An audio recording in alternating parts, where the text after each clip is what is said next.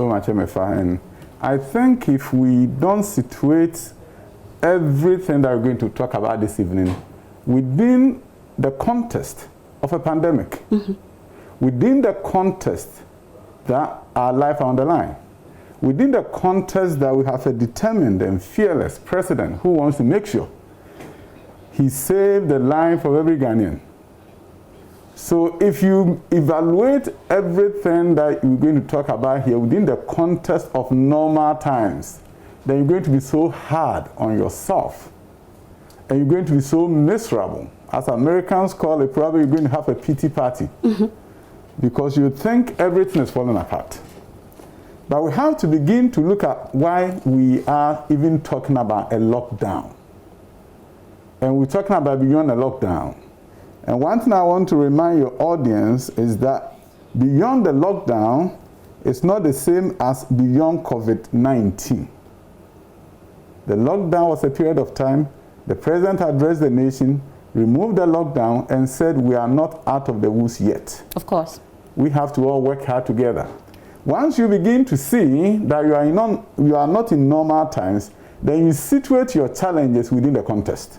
So, for example, when somebody asks me that I'm not understanding certain concepts very well, when I watch the TV, I'm not getting everything, or I don't have a TV, what I try to get them to understand is that we have to understand what is distance education or e-learning for that matter.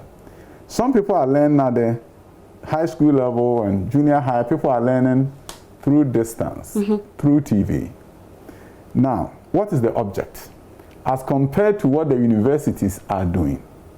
The universities are fully supplanting traditional classroom instruction with online learning.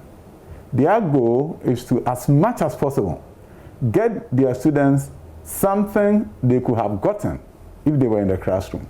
The experience may never be the same, in as much as certain universities are being very innovative. Some are using Google Classroom, Google Chat, Google Hangout, Google Meetup, the whole ecosystem, almost like creating a school environment for the students.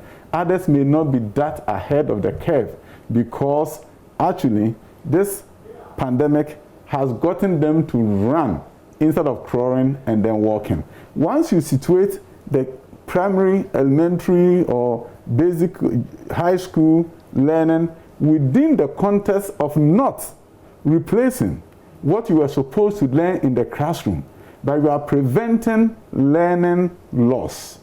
You see, when students go on vacation, most of the things that they were taught, they lose it. So by the time school opens, sometimes they've lost about 20%, 50%, 80%, depending upon where that student comes from. And do they come from a home where there are books, where they able maybe go to vacation classes, whatever it is. So GES is doing something unique here, rolling out content that had been developed from Sendlos onto TV, and with the support of organizations like yours. You also have online distance learning, Joy Learning, and other organizations. What you are doing is not to replace exactly what they were supposed to do. So, for example, if photosynthesis is taught on Joy Learning, for example, and the student take notes and learn, probably they will learn very well. But when they go back to school, the teachers are not going to say, because you watch photosynthesis on GTV or Joy Learning, we are not teaching it again. Okay.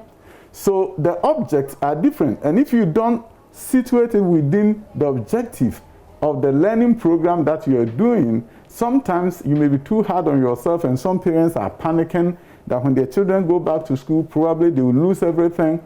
That is not the case.